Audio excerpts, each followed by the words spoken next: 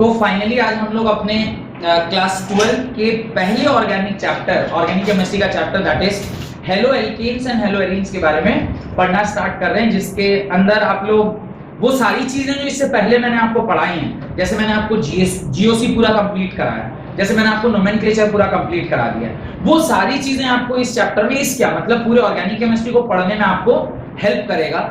और इसीलिए मैंने ये चैप्टर स्टार्ट करने से पहले पूरा जीओसी आपका कंप्लीट करा और साथ साथ पूरा नोमेनक्लेचर आपका कंप्लीट करवा दिया। अब देखिए इस चैप्टर की ऐसी क्या खास बात है, उसको समझने के लिए मैंने आपको वो जो एक बड़ा सा चार्ट बनवाया था बिल्कुल स्टार्टिंग में, जब ऑर्गेनिक केमिस्ट्री स्टार्ट कर रहा था तो मैंने एक बड़ा सा चार्ट बनाया होगा।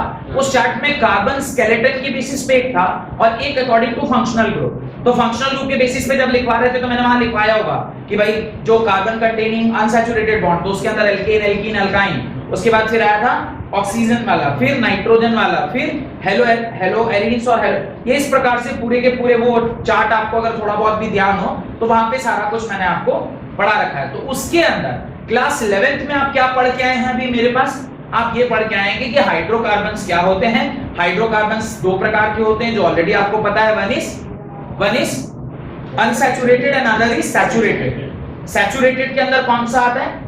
एल्केन्स। अनसैचुरेटेड के अंदर एल्कीन्स एंड अल्काइन्स। इसका मैन्युफैक्चरिंग मतलब प्रिपरेशन, इसकी प्रॉपर्टी, इसका स्ट्रक्चर, इसकी हाइब्रिडाइजेशन, इसका केमिकल रिएक्शन, उसमें कई सारे नेम रिएक्शन भी आपने पढ़े होंगे, वुड्स रिएक्शन पढ़ा होगा, फिटिंग रिएक्शन पढ़ा होगा, वुड्स फिटिंग रिएक्शन पढ़ा होगा, ये सब क्लास 11th में आप पढ़ के ऑलरेडी आ चुके हैं। इस साल हमें वो पहला वाला हाइड्रोकार्बन छोड़ के बाकी जो पूरा का पूरा स्केलेटन मैंने आपको पढ़ाया था वो सारा कुछ इसी साल हम लोगों को कवर करना है। जैसा कि आप जानते हैं कि अभी जो पूरा सिलेबस है वो दो टर्म में क्या हो चुका है, डिवाइड हो गया है। तो पहले टर्म में हमें शायद पहला दो चैप्टर पढ़ना है, that is halo alkanes and hello arenes, और साथ साथ शायद अल्कोहल फिनोल ईथर, यहां तक हमें इस टर्म में पढ़ना है। और उसके बाद बायोमोलिक्यूल्स के बारे में भी शायद पढ़ना है। तो ये तीन चैप्टर हमें पढ़ना है। ये तीनों चैप्टर मैं कोशिश करूंगा कि आपके अक्टूबर महीने तक में पूरा इंटायरली कंप्लीट हो जाए। अब लिखना स्टार्ट करिए। Halogens being among the most electronegative element, halogens being among the most electronegative element have greater tendency to form, halogen being among the most electronegative element have greater tendency to form various derivatives of organic compounds, have greater tendency to form various derivatives of organic compound. Halogens being among the most electronegative element have great tendency to form various derivatives of organic compound। और ये जो particular chapter है ये क्यों important हो जाता है उसको हम लोग पॉइंट वाइज लिखते हैं कि पहला जो वो सबसे इंपॉर्टेंट चीज था हेलोजन के बारे में, जो वो हेलोजन जो है वो सबसे ज्यादा इलेक्ट्रोनेगेटिव एलिमेंट है। इलेक्ट्रोनेगेटिव एलिमेंट होने के कारण इसकी जनरली टेंडेंसी होती है कि शेयर्ड पेयर ऑफ इलेक्ट्रॉन की अपनी तरफ खींचता है, ये इसकी पहली प्रॉपर्टी है। दूसरी कुछ इंपॉर्टेंट पॉइंट्स हैं जो हमें जानना चाहिए कि आखिर ये चैप्टर पढ़ के हम क्यों पढ़ रहे हैं, क्योंकि जब तक कोई चीज हमारे डे टू डे लाइफ में हमें यूज में नहीं आ रही है हम उस चीज को क्यों मैन्युफैक्चर करेंगे, हम उसको क्यों बनाएंगे। आप ही सोचिए अगर ये कैमरा हमारे डे टू डे लाइफ में यूज में ना आ रहा होता तो इस कैमरा को कोई बनाता नहीं बनाता, ये हमारे यूज में आ रहा है तो हम बना रहे हैं। अच्छा मुझे बताइए अब आप और देखिए वो torch, have you seen torch, वो बैटरी वाला टॉर्च अब देखने को मिलता है ऑलमोस्ट ना के बराबर। अच्छा बताइए वो टूई वाला जो फोन नोकिया ने निकाला था अब देखने को मिलता है, नहीं मिलता। जो चीजें आउटडेटेड होती जा रही हैं अब उसको और कोई भी यूज नहीं कर रहा है। इसलिए आपको ये इंपॉर्टेंस समझ में आना चाहिए कि आखिर ये चैप्टर हम पढ़ क्यों रहे, ये पढ़ने का जो हमारा रीजन है वो जानना हमारे लिए जरूरी है। तो पॉइंट नंबर 1 डालिए, halogenated compounds persist in the environment, halogenated compound persist in the environment due to their resistance to breakdown by soil bacteria. Halogenated compound persist in the environment due to their resistance to breakdown by soil bacteria. तो जो halogenated compound होते हैं उसको soil bacteria break down नहीं कर पाता है और इसकी जो ये प्रॉपर्टी है ये इसको क्या करती है और ज्यादा इंपॉर्टेंट बना देती है। Halogenated compound persist in the environment due to their resistance to breakdown by soil bacteria. Point number 2. Halogen containing organic compounds are used in healthcare industry. Halogen containing organic compounds are used in healthcare industry for manufacturing of medicines. For manufacturing of medicines.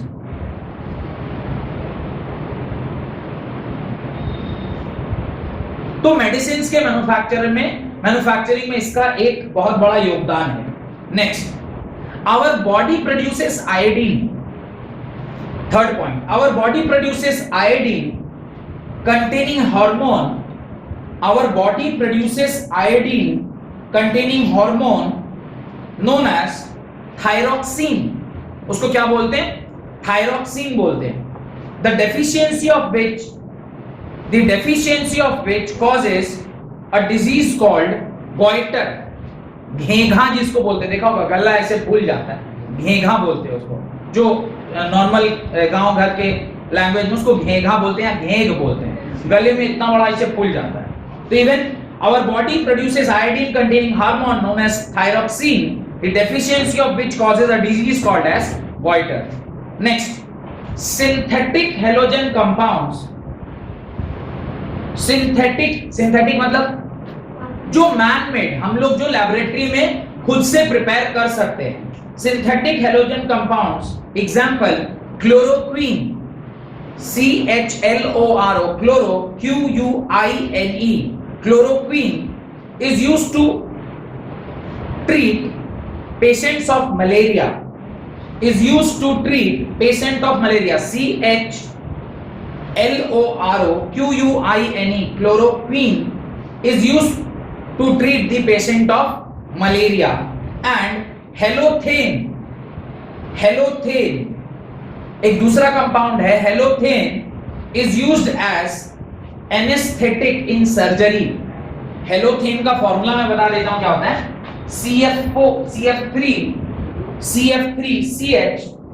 CF3CH एक तरफ लगा होगा Br और एक तरफ लगा होगा chlorine.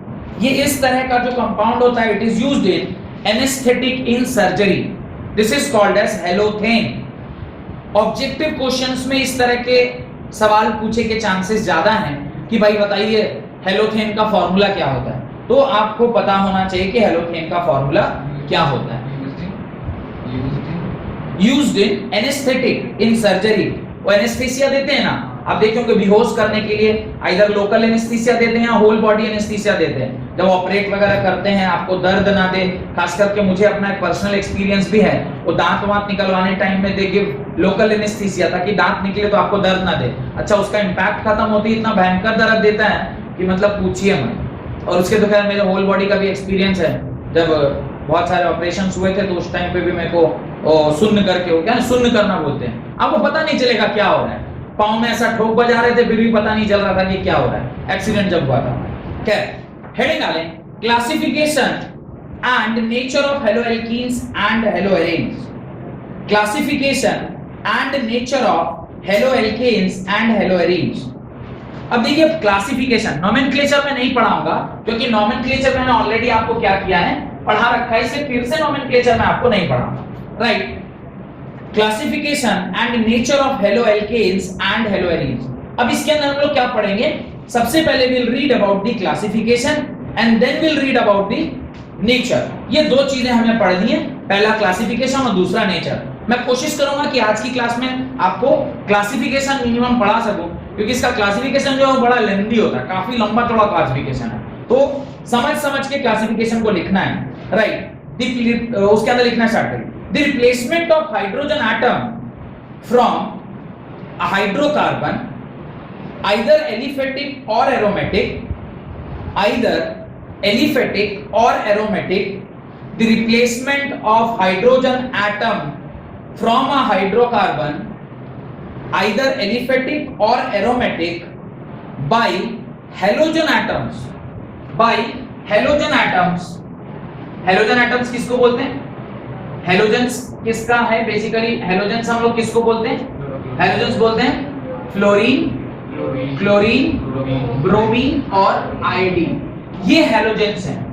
आप रिप्लेस कर रहे हैं किसी भी एक हाइड्रोकार्बन से, एक हाइड्रोजन को आप हटाते हैं या एक से ज्यादा हाइड्रोजन को आप हटाते हैं और उसकी जगह पर आप क्या लगाते हैं, हैलोजन लगाते हैं, तो वो हेलो एल्केन या हेलो एरीन ऐसा कंपाउंड बनाता है। आगे लिखे हैलोजन एटम्स, उसके ब्रैकेट में लिख लीजिएगा fluorine, chlorine, bromine and iodine results in the formation of alkyl halide. Halogen bracket में लिख लीजिएगा fluorine, chlorine, bromine and iodine results in the formation of alkyl halide, results in the formation of alkyl halide, bracket में लिखिएगा halo alkanes and aryl halide, bracket में लिखिएगा haloarenes respectively. results in the formation of alkyl halide, haloalkane and aryl halide, haloarenes respectively. ध्यान से देखिए क्या कह रहा है ये। सपोज करिए ये इस तरह से आपका कोई एक अल्काइल ग्रुप है। स्पेसिफिकली अल्काइल किसको बोलते हैं वो मैं पहले आपको बता दूं। जब आप एक एल्केन ग्रुप में से एक हाइड्रोजन को माइनस करते हैं तो जो आपको मिलता है वो क्या मिलता है, अल्काइल ग्रुप। मैं एक एग्जांपल इसके नीचे देता हूं। सपोज करिए आपने मीथेन लिया, अब मीथेन में से आपने एक हाइड्रोजन को सब्ट्रैक्ट किया तो आपको क्या मिलेगा, मिथाइल मिलेगा। इसको अगर मैं फॉर्मूले के तौर पर लिखूं तो ये क्या है, CH4, इसमें से एक हाइड्रोजन माइनस करिएगा तो सिंगल बॉन्ड CH3 इस तरह से आपको मिलेगा। This is the formation of alkyl. अब इस पर्टिकुलर कंपाउंड को जरा ध्यान से देखिए, ये हाइड्रोजन लगा हुआ है, ये हाइड्रोजन लगा है, ये भी हाइड्रोजन है और ये भी हाइड्रोजन है। अगर आप एक हाइड्रोजन को वहां से हटाते हैं और उस हाइड्रोजन की जगह पर आप या तो फ्लोरीन या क्लोरीन या ब्रोमीन या आयोडीन इस तरह का कुछ भी यहां पर लगा देते हैं तो जो ये कन्वर्ट होगा वो किस में कन्वर्ट होगा, CH3Cl में। This is called as halo, this is called as halo alkane या इसी को हम लोग अल्काइल हैलाइड। अब इसे क्या पढ़ेंगे, क्योंकि मिथाइल में क्लोराइड लगा है तो इसको क्या पढ़ेंगे, methyl chloride. This is methyl chloride. तो यही वहां पर लिखा हुआ है the replacement of hydrogen atom from a hydrocarbon aliphatic और एरोमेटिक। तो अभी एरोमेटिक का एग्जांपल नहीं दिया, अभी किसका एग्जांपल दे रहा हूं, aliphatic. Aliphatic means non cyclic chain और aromatic means cyclic. By halogen atoms, किससे रिप्लेस करा जाए, हैलोजन एटम से। Results in the formation of alkyl halide, जिसको आप क्या बोलते हैं, हेलो एल्केन बोलते हैं। या अगर आप उसको एरोमेटिक कंपाउंड में रिप्लेस करिएगा तो उसे हम क्या बोलेंगे, अराइल हैलाइड बोलेंगे। और अराइल हैलाइड का मतलब होता है हेलो एरीन्स। तो अराइल हैलाइड का भी एग्जांपल उसके नीचे आप देख लीजिए। ये एल्केन और एल्काइन वाला कॉन्सेप्ट तो मेरे ख्याल से आपको पता ही होगा, फिर भी मैंने ऐसे जानकारी के लिए आपको बता दिया है। अगर मान लीजिए मैं यहाँ पर एक बेंजीन रिंग बनाऊं तो आपको पता होगा कि बेंजीन रिंग में हर जगह क्या लगा रहता है, HH लगा रहता है। तो चूंकि नहीं दिखाते, मैं सिर्फ एक H को दिखा रहा हूं। इस H को हटाकर अगर इसकी जगह पर कोई भी सो कॉल्ड हेलोजन को मैं रिप्लेस कर दूं, सपोज करिए मैं यहां पर क्लोरीन ही रिप्लेस कर देता हूं, तो अब जो ये फॉर्म हुआ इसको हम लोग क्या बोलते हैं, अराइल हैलाइड। और उसमें भी खास करके इसको benzyl chloride, this is will be known as benzyl chloride. इसको आप बेंजाइल क्लोराइड बोलेंगे। ये बात समझ में आ गई। इसी बेंजाइल क्लोराइड को आप क्या कहते हैं, this is known as halo arenes. इसको क्या बोलते हैं, हेलो एरीन्स। और इसे आप क्या कहते हैं, this is known as halo alkane, halo alkane. अब इसका हेलो एल्केन नाम क्या पड़ा होगा ये आपको अब समझ में आ रहा है। Why this compound will be known as halo alkane, halo group लगा हुआ है यानी हेलोजन ग्रुप लगा हुआ है, यहां पर भी हेलोजन ग्रुप लगा है तो हेलो वर्ड इसलिए आया। एरीन्स बोलते हैं ये बेंजीन रिंग को और एल्केन बोलते हैं ये कार्बन हाइड्रोकार्बन को। तो इस प्रकार से आपको इसका नाम कैसे लिखा गया ये बात समझ में आ गई होगी। किसी को अब इसमें डाउट है कि चैप्टर का नाम कैसे आया, चैप्टर का नाम समझ में आ गया, halo alkanes and hello arenes क्या है, एरोमेटिक कंपाउंड इस तरह। आगे लिखिए, आगे लिखिए, आगे लिखिए, ये सब लिख रहे हैं ना बोर्ड में। ऐसा कोई भी चीज मत सोचिएगा कि सर यहाँ पे डायग्राम प्रैक्टिस या ड्राइंग प्रैक्टिस करते हैं बोर्ड पे, नहीं। मेरी हैंडराइटिंग ठीक है, मुझे पता है, मैं ड्राइंग प्रैक्टिस नहीं करता हूँ। जो भी यहाँ पे लिखा रहता है वो आपको अपनी कॉपी में लिखना है। डोंट अज्यूम कि सर बैठ के अकेले अकेले डायग्राम प्रैक्टिस करते रहते हैं, उनको आता नहीं बेंजीन बनाने, बैठ के बेंजीन बनाते रहते हैं। No no, not at all. लेकिन haloalkanes containing point wise नहीं, ऐसे नया मतलब जो बात बोल रहा हूं उसको लिखना है। Halo alkanes contain halogen atoms.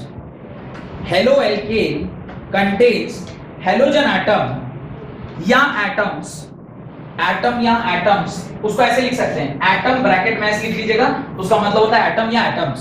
Atoms attached to sp3 hybridized carbon atom, sp3 hybridized carbon atom.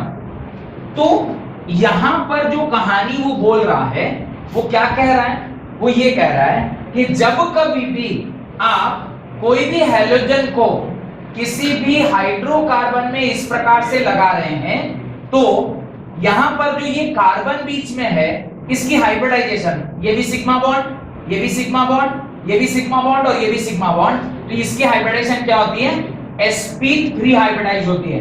यानी हेलो एल्केन जो होता है वो क्या होता है, sp3 हाइब्रिडाइज होता है। क्यों? क्योंकि उसमें सारे के सारे बॉन्ड कैसे, सिग्मा बॉन्ड के। मैंने बोला था कि ये तरीका सिर्फ हाइब्रिडाइजेशन निकालने का तरीका है, ऐसे मत सोचिएगा कि सर आपने तो बताया था सिग्मा बॉन्ड कुछ रिलेशनशिप नहीं है, आप बस इतना ध्यान रखिए कि इसको सिग्मा बॉन्ड एक हाइब्रिडाइजेशन निकालने का एक टेक्निक समझ लीजिए। खैर, कुछ इसके अंदर का साइंस हाइब्रिडाइजेशन निकालने का क्या है, ऑलरेडी मैं आपको वो शायद ऑर्गेनिक का जो बेसिक लेक्चर मैंने बनाया है उसके अंदर दूसरा या तीसरा लेक्चर, उसके अंदर मैंने पूरा हाइब्रिडाइजेशन का कॉन्सेप्ट आपको सिखाया है।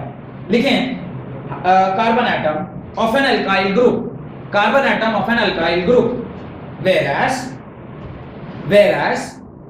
whereas haloarenes contain halogen atom attached to, haloarene contains halogen atom attached to, halogen atom attached to, halogen atom attached to sp2 hybridized carbon atom, sp2 hybridized carbon atom of an aryl group, sp2 hybridized carbon atom of an aryl group। ध्यान से देखिए, यहां पर जो carbon जिससे ये halogen लगा हुआ है, जिस कार्बन से ये हैलोजन लगा हुआ है वो कार्बन sp3 हाइब्रिडाइज्ड है, whereas यहां पर जो हैलोजन का ग्रुप है ये जिस कार्बन से जुटा हुआ है वो sp2 हाइब्रिडाइज्ड है। कैसे sp2 हाइब्रिडाइज्ड है उसे अगर आप देखिएगा तो नंबर ऑफ सिग्मा दी हुई है, 1 सिग्मा, 2 सिग्मा, 3 सिग्मा, इसकी हाइब्रिडाइजेशन कितनी आएगी, sp2 हाइब्रिडाइज आएगी। तो बेसिक डिफरेंस इन दोनों के बीच में, हेलो एल्केन और हेलो एरीन्स के बीच का ये है कि हेलो एल्केन्स जो होता है उसमें जो हैलोजन एटम है वो किससे जुड़ा हुआ है, वो एक sp3 हाइब्रिडाइज्ड कार्बन से जुड़ा हुआ है। sp3 हाइब्रिडाइज्ड कार्बन का क्या मतलब होता है, अपने ख्याल से आपको उसका मतलब पता है। और हेलो एरीन्स का जो हैलोजन एटम है वो किससे जुड़ा हुआ है, वो एक sp2 हाइब्रिडाइज्ड कार्बन से जुड़ा हुआ है। अब आपके मन में एक डाउट आएगा, सर ये अगर sp2 और sp3 ऐसा कुछ है तो इससे फर्क क्या पड़ेगा। फर्क ये पड़ेगा कि मैंने आपको एक कॉन्सेप्ट सिखाया था कि जिसका s कैरेक्टर ज्यादा होता है उसकी इलेक्ट्रोनेगेटिविटी ज्यादा होती है, जिसकी इलेक्ट्रोनेगेटिविटी ज्यादा होगी वो प्लस आई इफेक्ट या इस तरह का इफेक्ट ज्यादा दिखाएगा। अब यहां पर जो हाइब्रिडाइजेशन है ये sp2 है, sp2 होने की वजह से इसका हाइब्रिडाइज, ये जो कार्बन है इसका जो हाइब्रिडाइजेशन sp2 है तो इसका s कैरेक्टर ज्यादा है। अगर इसका s कैरेक्टर ज्यादा होगा तो शेयर्ड पेयर ऑफ इलेक्ट्रॉन इसके पास भी रहेंगे लेकिन रिलेटिवली इसके पास भी रहेंगे। अगर मैं इन दोनों में कंपेयर करूं कि जो शेयर्ड पेयर ऑफ इलेक्ट्रॉन है वो यहां ज्यादा देर क्लोरीन के पास रहेगा या यहां ज्यादा देर क्लोरीन के पास रहेगा, तो आपका आंसर क्या होगा, ऊपर की नीचे, नीचे, ऊपर में यहां पर sp3 है, sp3 मतलब s कैरेक्टर कम, s कैरेक्टर कम मतलब इलेक्ट्रोनेगेटिविटी कम, इलेक्ट्रोनेगेटिविटी कम मतलब जिसकी इलेक्ट्रोनेगेटिविटी ज्यादा होगी उसके पास ज्यादा देर इलेक्ट्रॉन रहेगा। यहाँ पे s कैरेक्टर ज्यादा, s कैरेक्टर ज्यादा मतलब इलेक्ट्रोनेगेटिविटी ज्यादा, तो ये कार्बन खुद भी इलेक्ट्रोनेगेटिविटी दिखा रहा है। तो जो पहले क्लोरीन कंप्लीटली अपने पास रख रहा था, अब इसका क्योंकि इलेक्ट्रोनेगेटिविटी ज्यादा हो गया तो ये भी बोलेगा मेरे को भी थोड़ा सा दो। आर्गुमेंट समझ में आया? तो ये एक बेसिक डिफरेंस है हाइब्रिडाइजेशन से एक स्टेप और आगे बढ़ के जो हम सोच सकते हैं। ये बुक में आपको नहीं लिखा हुआ मिलेगा, लेकिन ये हम सोचना चाहिए कि अगर इसका हाइब्रिडाइजेशन sp3 है, इसका हाइब्रिडाइजेशन sp2 है, तो रिलेटिवली ये ज्यादा पोलर होगा और ये कम पोलर होगा। समझ में आया? ये ज्यादा पोलर इसलिए क्योंकि इसकी इलेक्ट्रोनेगेटिविटी इससे बहुत ज्यादा होगी, ये कम पोलर इसलिए क्योंकि इसकी इलेक्ट्रोनेगेटिविटी इससे रिलेटिवली कम पोलर होगी। ये बात समझ में आ गया? Got it? हेडिंग डालें क्लासिफिकेशन, हेडिंग डालें क्लासिफिकेशन। अब ये जनरल आइडिया जो एक हेलो एल्केन और हेलो एरीन्स का आपके पास होना चाहिए था वो मैंने अब दे दिया है। Now you right classification. अब हम लोग उसकी क्लासिफिकेशन के बारे में पढ़ रहे हैं। Right, on the basis of number of halogen atoms. पहला classification on the basis of number of halogen atoms. भाई नंबर ऑफ हेलोजन एटम्स के बेसिस पर ये पहला क्लासिफिकेशन आपको दिया जा रहा है। राइट, डिपेंडिंग ऑन, लिखिए, depending on the number of halogen atoms in their structure, depending on the number of halogen atom in their structure, halo alkanes and hello arenes may be, depending on the number of halogen atoms in their structure, haloalkanes and haloarenes may be mono, di, tri or polyhalogen compounds. Depending on the number of halogen atom in their structure, haloalkanes and haloarenes may be mono, di, tri or polyhalogen compounds. देखिए ध्यान से क्या कहना चाह रहा है। अब कोई भी जो आपका स्ट्रक्चर है जो कि हेलोजन एटम के साथ जुड़ा हुआ है, अब ये मान लीजिए आपका कार्बन है, इस पर एक इस तरह से यहाँ पे CH3 है और इसके ऊपर एक क्लोरीन लगा हुआ है, तो इसको आप क्या बोलोगे? Mono halo alkane, mono halo alkane. इसको आप मोनो हेलो एल्केन पढ़ेंगे। अच्छा, अगर इसी के ऊपर मोनो हेलो, अच्छा हेलो होला हो गया, हेलो एल्केन पढ़ेंगे। अगर मान लीजिए यही आपका कार्बन एटम है और इसके ऊपर एक से ज्यादा नंबर ऑफ क्लोरीन लगा हुआ है, मान लीजिए यहाँ से CH3 है और दूसरा एक कंपाउंड है, इसके ऊपर H, यहाँ पर X और यहाँ पर भी क्या लग गया? X लग गया, एक से ज्यादा। या फिर ऐसा भी हो सकता है, इधर भी X लग सकता है, कुछ ऐसा भी हो सकता है, दोनों पर एक एक X लिखा हुआ है, तो इसको क्या बोलेंगे? Die halo alkane. तो नंबर ऑफ हेलोजन एटम जो उस पर्टिकुलर ग्रुप में लगा होगा उसके बेसिस पर आप उसका नाम क्या कर सकते हैं? लिख सकते हैं। एक और एग्जांपल लेके, सपोज करिए इस तरह से कोई आपका एक एरोमेटिक कंपाउंड है, यहाँ पे सिंगल लगा हुआ है, तो इसे आप क्या लिखेंगे?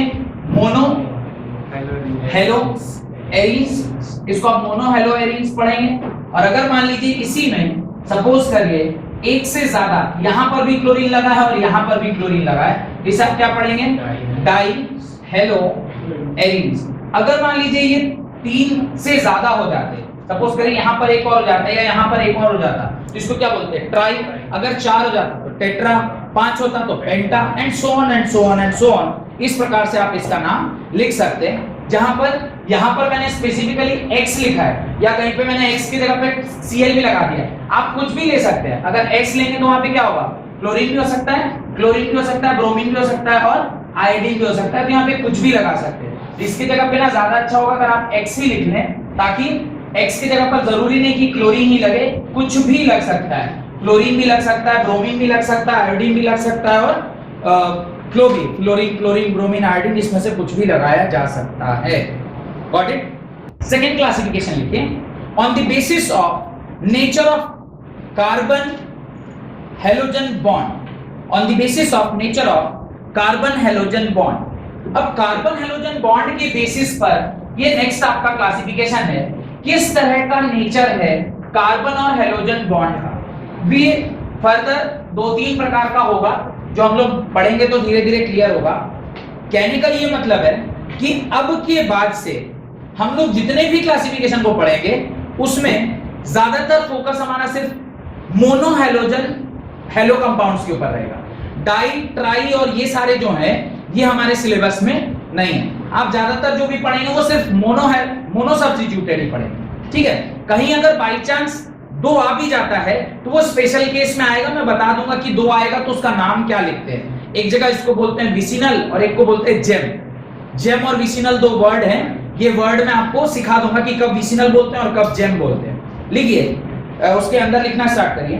मोनोहेलो compounds may further be classified, monohalo compounds may further be classified according to hybridization of carbon atom, according to hybridization of carbon atom, hybridization of carbon atom के बेसिस पर ये मोनो हेलो कंपाउंड जो है वो classified. उसके अंदर पहला सब पॉइंट लिखिए, माने ये जो आपका सेकंड क्लासिफिकेशन था उसके अंदर पहला सब हेडिंग डालिए, compound containing sp3, compound containing sp3 carbon halogen bond, compound containing sp3 carbon halogen bond.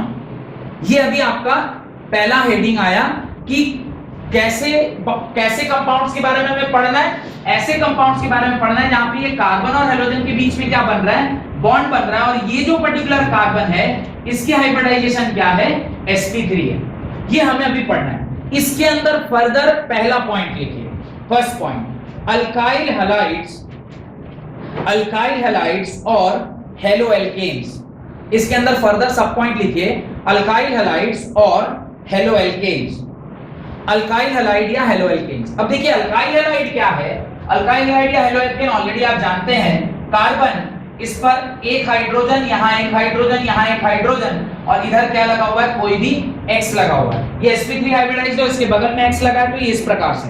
अब जरा ध्यान से देखिए, ये कार्बन है, यहाँ पर मैं एक R ग्रुप लगा रहा हूँ, यहाँ पे मैं H लगा रहा हूँ, यहाँ H लगा रहा हूँ, यहाँ X, ये भी सेम। अगर यहाँ पे देखिए, यहाँ पे मैं R, यहाँ पर भी R, यहाँ पर H और यहाँ पर X लगा रहा हूँ, तो ये भी एक सेम कैटेगरी का कंपाउंड है। और फाइनली तीनों जगह पर अगर R लगा हुआ है और यहाँ पर X है, ये सब क्या है, अराइल हैलाइड ही है, सारे के सारे अराइल हैलाइड है।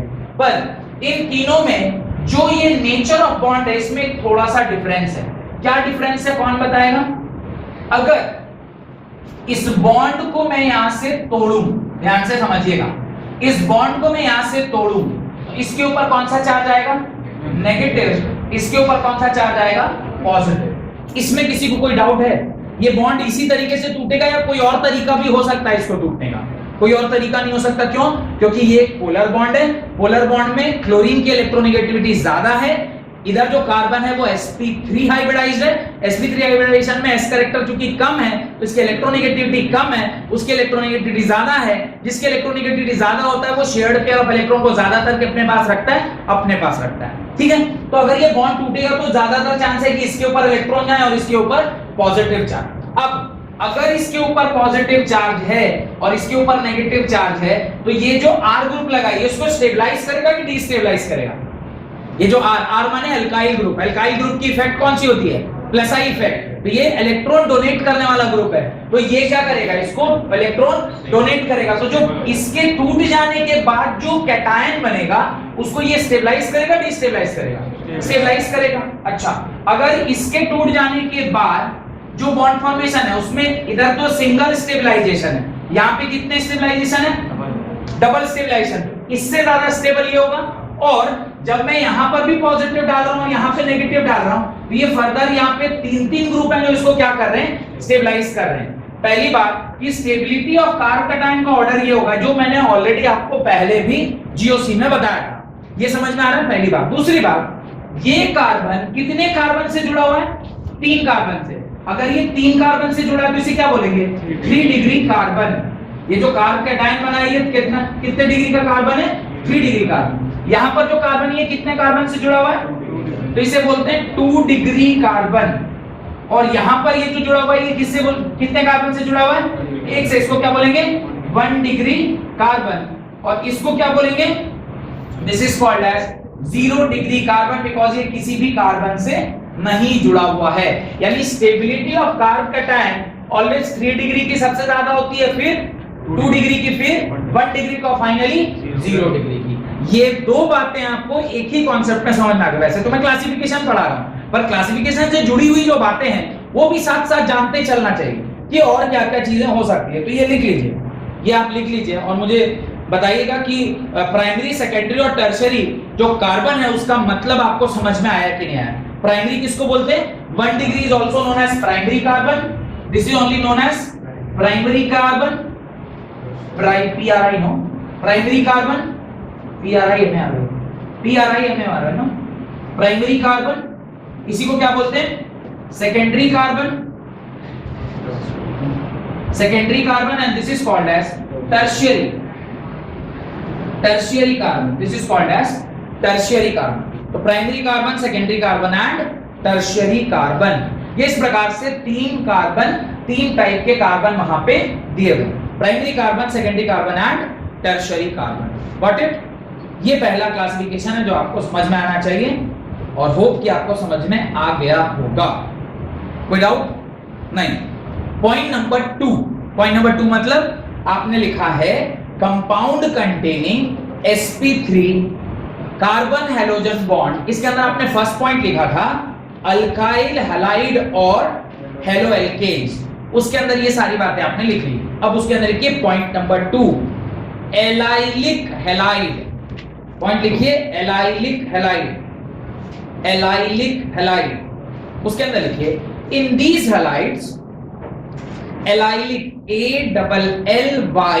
ALLYLIC, एलाइलिक हैलाइड, ये नया नाम है, आज से पहले आप इसको नहीं जानते थे, आपको सीखना है कि ऐसे ही केस में उसको क्या बोलते हैं, एलाइलिक हैलाइड बोलते हैं। क्या डेफिनेशन है उसको लिखिए, in these halides the halogen is bonded to sp3 hybridized carbon, the halogen is bonded to sp3 hybridized carbon atom next to carbon carbon carbon carbon double bond, carbon carbon double bond।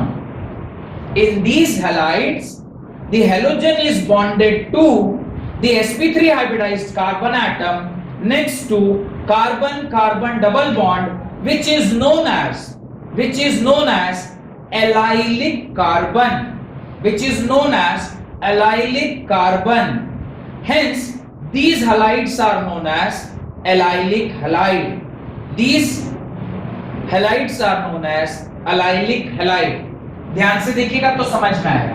पढ़ हम लोग रहे हैं, ये जो X लगा हुआ वो किस पे लगा है, 3D sp3 पे, पर sp3 के बाद वाला जो कार्बन है वो कैसा है, डबल बॉन्ड रखता है। पढ़िए डेफिनेशन को, in these halides the halogen is bonded to sp3 hybridized. ये क्या है, ये sp3 हाइब्रिडाइज्ड है, sigma sigma sigma and sigma, sp3 hybridized carbon atom next to carbon carbon double bond, carbon carbon double bond के बाद जो अगला carbon है वो sp3 हाइब्रिडाइज्ड है और उसमें अगर X लगा है तो इस तरह के कंपाउंड को आप क्या बोलते हैं, एलाइलिक, ALLYLIC, एलाइलिक हैलाइड, ये इसका नाम है। अभी के बाद आपको इसको क्या रखना है, ध्यान रखना है कि ऐसा जब कभी भी होगा तो उसको क्या बोलेंगे, एलाइलिक हैलाइड बोलेंगे। Got it? एक और एग्जांपल देखिए, ये भी इसका एक एग्जांपल हो सकता है कि इस केस में भी अगर मान लीजिए यहां पर Cl लगा हुआ है तो ध्यान से देखिए, this is carbon number 1, this is carbon number 2 और ये कार्बन नंबर 3 है। इसके अंदर एक बॉन्ड, दो बॉन्ड, तीन बॉन्ड और चौथा हाइड्रोजन है, यानी ये जो कार्बन है उसका हाइब्रिडाइजेशन क्या है, sp3 हाइब्रिडाइज्ड है। उसके ठीक पहले जो कार्बन है उसमें क्या लगा हुआ है, double bond. Double bond carbon के बाद वाले कार्बन पे जब हाइड्रोजन ग्रुप लगता है तो उसे हम क्या बोलते हैं, एलाइलिक हैलाइड बोलते हैं, that is known as allylic halide. ये एक नया नाम है जो आपको क्या रखना है, ध्यान रखना है, this is called as allylic halide, इसको आप एलाइलिक हैलाइड बोलते हैं। Got it? एग्जांपल, बस ये C डबल बॉन्ड C, उसके बाद वाले कार्बन पे आप यहां Cl लगा दीजिए और यहां पर भी आप एक एग्जांपल ले सकते हैं कि यहां पर C डबल बॉन्ड C के बाद वाले में इसमें क्लोरीन लगा दीजिए। ये दोनों के दोनों एलाइलिक हैलाइड के एग्जांपल हो सकते हैं, जिसमें इसका नाम होगा 3 क्लोरो साइक्लोहेक्स-1-ईन। इसका नाम क्या होगा, 3 क्लोरो साइक्लोहेक्स-1-ईन। और इसका नाम भी आप लिख सकते हैं, इसका नाम होगा 3 chloro prop one ene. This is 3 chloro prop one ene. ये इस प्रकार से आप इसका नाम लिख सकते हैं, पर याद रखिएगा ऐसे सिचुएशन में जो हैलाइड होता है उसको क्या बोलते हैं, एलाइलिक हैलाइड। क्वेश्चन कैसा पूछा जाएगा, इन अ एलाइलिक हैलाइड कंपाउंड, क्या पूछा, इन अ एलाइलिक हैलाइड कंपाउंड। अब आपको पता ही नहीं भाई एलाइलिक हैलाइड बोलते किसको है, आप उसको फर्दर आगे पढ़िए, पढ़ के भी कोई फायदा नहीं, सवाल में पहले ही वर्ड लिखा है इन अ एलाइलिक हैलाइड कंपाउंड, अब पता नहीं एलाइलिक हैलाइड बोलते किसको है, तो आप क्या सवाल को सॉल्व कर पाएगा, यू कैन नॉट, तो ये आप नहीं कर पाएंगे। नेक्स्ट थर्ड लिखिए बेंजाइलिक हैलाइड, नेक्स्ट लिखिए बेंजाइलिक हैलाइड, अभी उसी के अंदर पढ़ रहे हैं sp3 वाले में, sp3 के अंदर third point benzylic halide, right.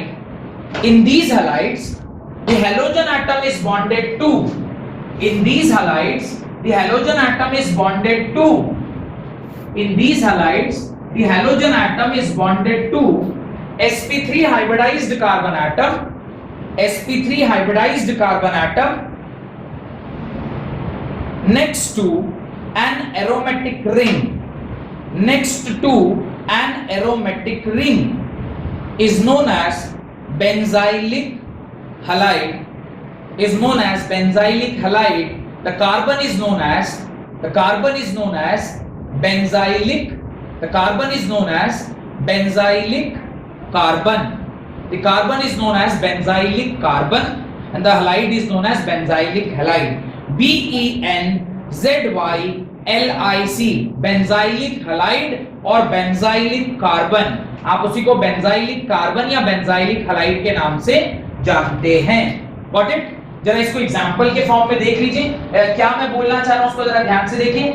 ये आपका एरोमेटिक रिंग है, एरोमेटिक रिंग के बाद वाले कार्बन के ऊपर जब X लग जाए, बाद वाला कार्बन ये वाला, इसके ऊपर जब X लग गया तो इस कार्बन की हाइब्रिडेशन क्या है, sp3, यानी किसी एरोमेटिक रिंग के बाद वाले कार्बन पे जिसका हाइब्रिडेशन sp3 है, उस पे जब X लगा होता है तो इसको क्या बोलते हैं, बेंजाइलिक हैलाइड, इसको क्या बोलते हैं, बेंजाइलिक हैलाइड। ये एक क्लासिफिकेशन है जो आपको पता होना चाहिए, this is called as benzylic halide. अब जरा ध्यान से देखिएगा, ये जो बेंजाइलिक हैलाइड है इसको मैं इस प्रकार से बना रहा हूं, this is also benzylic halide, इसको CH2Cl बोल रहा हूं, एक और बेंजाइलिक हैलाइड बना रहा हूं, this is called as CH, एक जगह CH3 और एक जगह क्या लगा हुआ है, H लगा है, और एक जगह क्या लगा हुआ है, Cl लगा है, और थर्ड देखिए ध्यान से, this is also a example of benzylic halide, जहां पे यहां भी CH3 लगा है,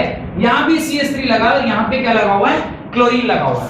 अब जैसा कि आप इसे देख पा रहे हैं, क्या मैं इसके डिग्री के बारे में कुछ सोच सकता हूं? हाँ, मैं सोच सकता हूं। This is called as 1 degree, why it is called as 1 degree? इस कार्बन से पीछे भी यहां पर क्या है, एक कार्बन है, इसको बोलेंगे 1 डिग्री बेंजाइलिक हैलाइड। इसको क्या बोलेंगे, 2 डिग्री, बिकॉज ये कार्बन के ऊपर भी एक कार्बन है और यहां पर भी एक कार्बन है, this is 2 degree benzylic halide. और इस कार्बन के 3 कार्बन लगे हुए, इसलिए इसको क्या बोलेंगे, 3 डिग्री बेंजाइलिक हैलाइड। तो इस प्रकार से बेंजाइलिक हैलाइड के कितने डिग्री हो सकते हैं, 1 degree benzylic halide, 2 degree benzylic halide है, 3 डिग्री बेंजाइलिक हैलाइड। ये आपका पूरा का पूरा क्लासिफिकेशन हो गया, जहां पर sp3 कार्बन हैलोजन बॉन्ड देखने को मिलता है। लिखिए यहां तक। अब आपने जो पहला हेडिंग डाला था, compound containing sp3 carbon halogen bond, उसका सेकंड हेडिंग डालिए, compound containing sp2 carbon halogen bond. समझ में आ रहा है क्लासिफिकेशन? पहले मैंने क्या बताया कि ये पूरा क्लासिफिकेशन अभी चलता चल रहा है। सबसे पहले हम लोगों ने पढ़ा, एक बार अपना कॉपी देख लीजिए, सबसे पहले हमने पढ़ा on the basis of number of halogen atoms. On the basis of number of halogen atom आपको बताया वो मोनो सब्स्टिट्यूटेड हो सकता है, डाई सब्स्टिट्यूटेड हो सकता है, ट्राई सब्स्टिट्यूटेड हो सकता है, पॉली सब्स्टिट्यूटेड हो सकता है, वो आपको पहले समझ में आ गया।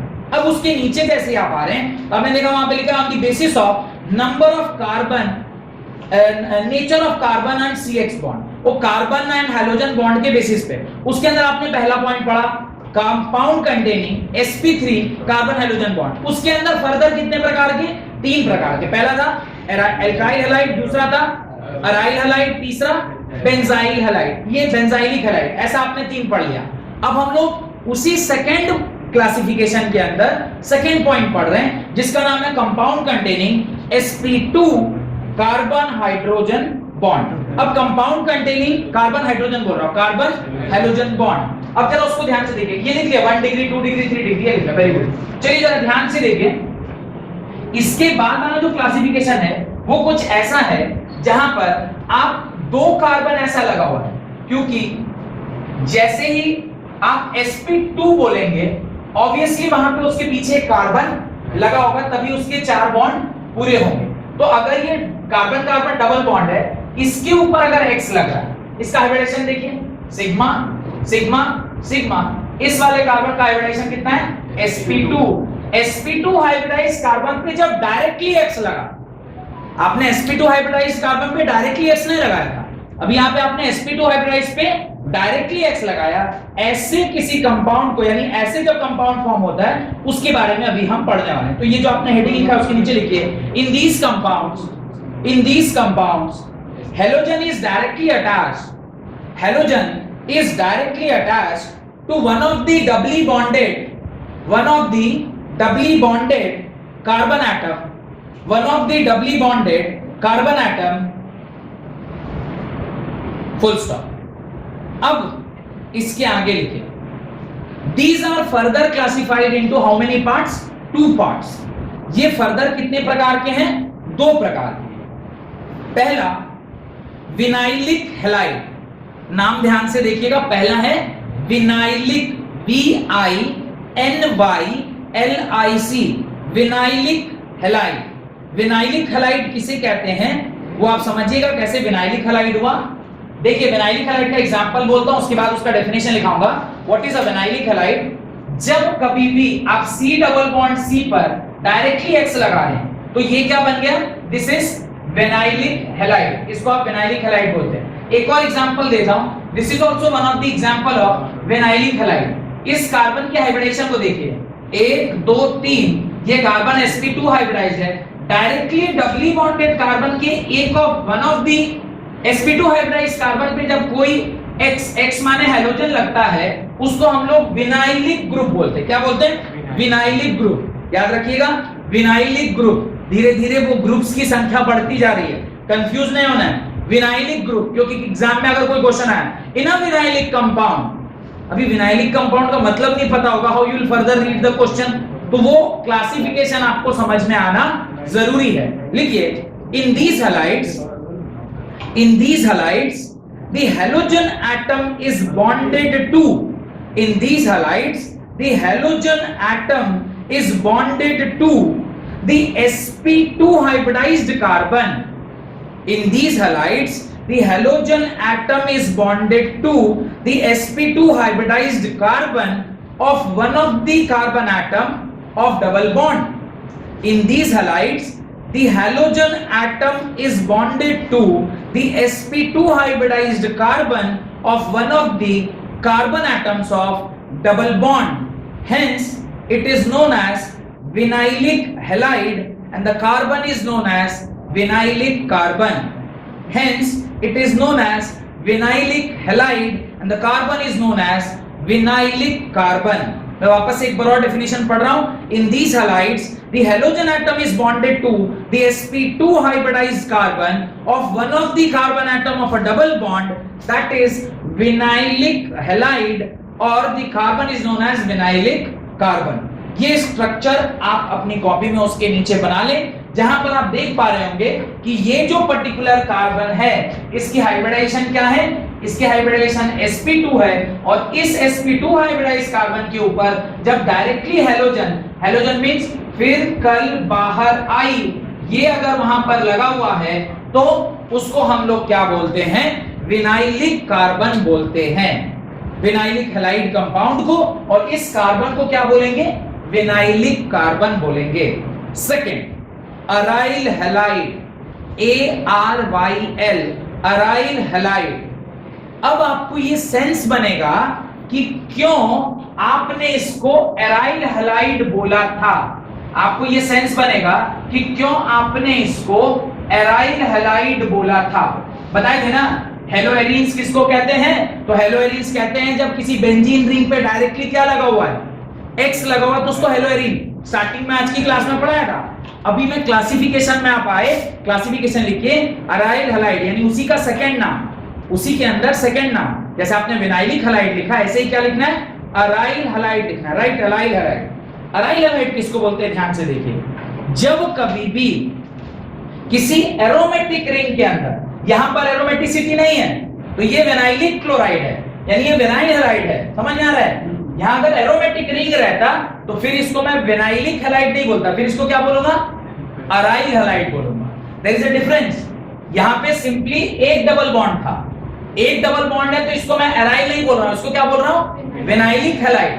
लेकिन जब कभी भी कुछ इस तरह का आपको देखने को मिले, जैसे कि सपोज यहां पर इस प्रकार का कुछ स्ट्रक्चर बना है और इसके ऊपर X लग जाए या इसके ऊपर C लग जाए, ये क्या है, ध्यान से देखिए, ये क्या बना हुआ, ये है। अभी ये वाला जो कार्बन है इसकी हाइब्रिडेशन चेक करिए, इसकी hybridization sigma sigma and sigma, इसकी हाइब्रिडेशन क्या है, sp2, उसके ऊपर डायरेक्टली क्या लगा हुआ है, हेलोजन ग्रुप। लेकिन ये जो रिंग, ये जो कंपाउंड है, ये क्या है, this is a aromatic compound. ये क्या है, एरोमेटिक कंपाउंड है। उस केस में, एरोमेटिक कंपाउंड के केस में, जब डायरेक्टली sp2 हाइब्रिडाइज पे अगर हेलोजन लगा होता है, then we call it as aryl halide. Definition लिखिए, in these halides the halogen atom, in these halides the halogen atom is bonded to, in these halides the halogen atom is bonded to the sp2 hybridized carbon atom, in these halides the halogen atom is bonded to sp2 hybridized carbon atom of an aromatic ring। एक aromatic ring के sp2 hybridized carbon atom के साथ जब halogen लगा होता है तो उसको क्या बोलते हैं, अराइल हैलाइड।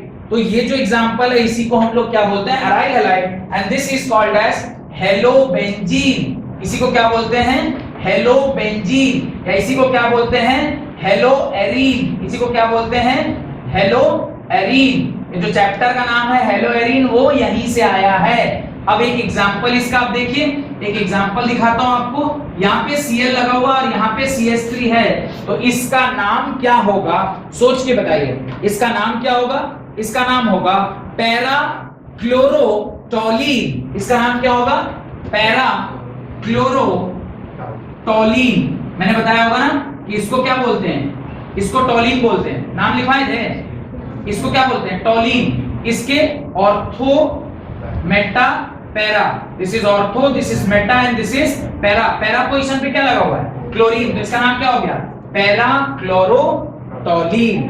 Got it? यहां तक कोई डाउट है तो पूछिए, नहीं। हेडिंग डालें, कार्बन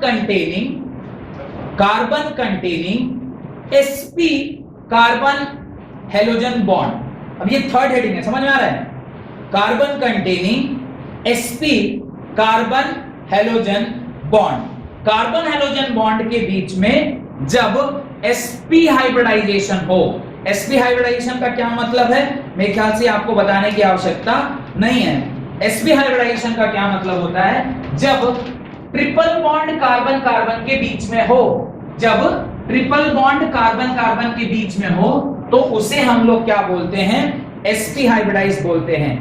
अब उसको जरा ध्यान से देखिए, कार्बन कार्बन के बीच में ट्रिपल बॉन्ड और इस पे डायरेक्टली क्या लगा है, X लगा है। अब इसका हाइब्रिडेशन चेक करिए, ये सिग्मा, सिर्फ दो ही सिग्मा है, दो सिग्मा मतलब sp हाइब्रिडाइज। ये कार्बन sp हाइब्रिडाइज और उस sp हाइब्रिडाइज पे डायरेक्टली अगर हेलोजन लगा, यानी क्लोरीन, ब्रोमीन या आयोडीन लगा हुआ है, then we call it as, इसका कोई स्पेशल नाम नहीं होता है, बस याद रखिए इसको क्या बोलते हैं, sp हाइब्रिडाइज कार्बन, एंड उसका कोई स्पेशल नाम नहीं देते। इसका एक एग्जांपल अगर देखा जाए तो इसको बोलेंगे हेलो, दो कार्बन है तो ethylene, hello ethylene, chloro ethylene, दो कार्बन है तो इथाया, YN इसलिए आएगा क्योंकि ट्रिपल बॉन्ड है, और इसमें क्या लगा, अगर फ्लोरीन लगा तो फ्लोरो, क्लोरीन लगा तो क्लोरो, ब्रोमीन लगा तो ब्रोमो, और आई लगा तो आयोडो। तो इस प्रकार से ये चारों नाम इसके आते हैं। इसको आप अपनी कॉपी में लिखें, उसमें लिखें, in these compounds halogen is directly bonded to,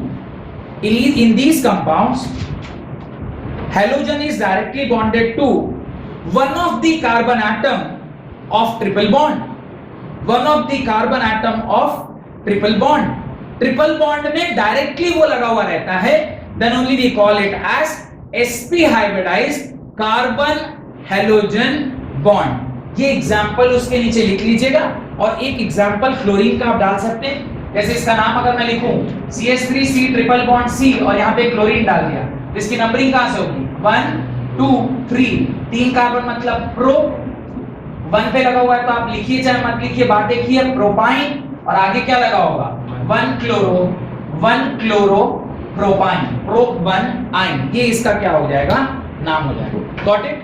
अब लिखें डाई, ये लिख लिया, ये वाला लिख लिया, लिखें उसके नीचे लिखिए for di substituted halo alkane, note डालकर लिखिएगा for di substituted halo alkane. Classification खत्म हो गया, नो मोर फर्दर क्लासिफिकेशन। अभी बोलिए तो मैं एक बार रिवाइज करा दूं क्लासिफिकेशन। क्या है क्लासिफिकेशन? ब्रॉडली दो ही क्लासिफिकेशन है, एक on the basis of number of halogen atom, दूसरा on the basis of nature of CH bond. On the basis of number of carbon halogen atom आपने बोला mono substituted, di substituted, tri substituted and so on so on. उसका हमने देखा number of nature of carbon, nature of carbon atom के बीच में हमने पहला देखा sp3 हाइब्रिडाइज, उसके अंदर 3 पार्ट, पहला था अराइल हैलाइड, दूसरा था एलाइलिक हैलाइड, तीसरा था बेंजाइलिक हैलाइड। फिर हमने देखा sp2 हाइब्रिडाइज, sp2 हाइब्रिडाइज के अंदर 2 part, vinylic halide and aryl halide. उसके बाद तीसरा था sp हाइब्रिडाइज कार्बन जिसका कोई स्पेशल नाम नहीं होता है, सिंपल उसका यही क्लासिफिकेशन है कि उसमें sp कार्बन के ऊपर क्या लगा होता है हेलोजन लगा होता है। अब बस वहां for di substituted halo alkane एक बस नाम वहां पर लिख लीजिए। 2 एग्जांपल मैं लिख रहा हूं, इससे आपको पता चलेगा कि कब किस तरह का नाम हम लोग लिखते हैं। दोनों ही डाई सब्स्टिट्यूटेड है जो अभी मैं आपको बताने जा रहा हूं। एक है CH3, इस पर लगा हुआ है CH और ClCl, और एक है CH2, इस पर लगा हुआ है ClCl। ये भी डाई सब्स्टिट्यूटेड है और ये भी डाई सब्स्टिट्यूटेड है। कोई डाउट कि ये डाई सब्स्टिट्यूटेड नहीं है? दोनों डाई सब्स्टिट्यूटेड है। ये भी, इसको भी आप डाई हेलो एल्केन बोलेंगे, इसको भी आप डाई हेलो एल्केन बोलेंगे। पर डिफरेंस कैसे पैदा करिएगा कि ये अलग है, अलग है, एक ही है। यहां पे एक ही कार्बन पे दोनों क्लोरीन लगा है, यहां आजू बाजू कार्बन पे दोनों क्लोरीन लगा है। तो how you will differentiate, because this is also di substituted and this is also di substituted. जब अगल बगल में प्रेजेंट होता है, अगल बगल वाले कार्बन पे, तो उसको बोलते हैं विसिनल। उसको क्या बोलते हैं? विसिनल डाइहैलाइड। इसको क्या बोलते हैं? विसिनल डाइहैलाइड। और जब एक ही कार्बन पे लगे होते हैं उसको बोलते हैं जेम डाइहैलाइड। इसको क्या बोलते हैं? जेम डाइहैलाइड। ये सिंपली एक नाम है जो आपको क्या होना चाहिए, ध्यान होना चाहिए। विसिनल, विसिनिटी, वर्ड विसिनिटी मतलब होता है जो नजर के सामने हो, मतलब इस कार्बन का उस कार्बन के पास, तो आप उसको देख पाए तो वो नजर के सामने हो गया, इसलिए उसको बोलते हैं विसिनल, विसिनल डाइहैलाइड। और मेरे ही के ऊपर अगर एक और कोई कार्बन लगा हुआ है, मैं कार्बन हूं, मेरे ही 2 कान हैं, ये इसको नहीं देख सकता, ये इसको नहीं देख सकता, ऐसे कुछ यहाँ पे होगा तो इसको क्या बोलेंगे? जेम डाइहैलाइड। तो मेरा कान मैं किसी आप में से किसी एक का कान देख सकता हूं, तो ये विसिनल डाइहैलाइड। एक क्लोरीन दूसरे कार्बन पे दूसरा क्लोरीन, विसिनल डाइक्लोराइड। बट एक ही कार्बन पे 2 क्लोरीन, जेम डाइहैलाइड। ये बस आपको ध्यान रखना है, एक को बोलते हैं जेम डाइहैलाइड, एक को बोलते हैं विसिनल डाइहैलाइड। ये एक नाम है जो आपको ध्यान रखना है।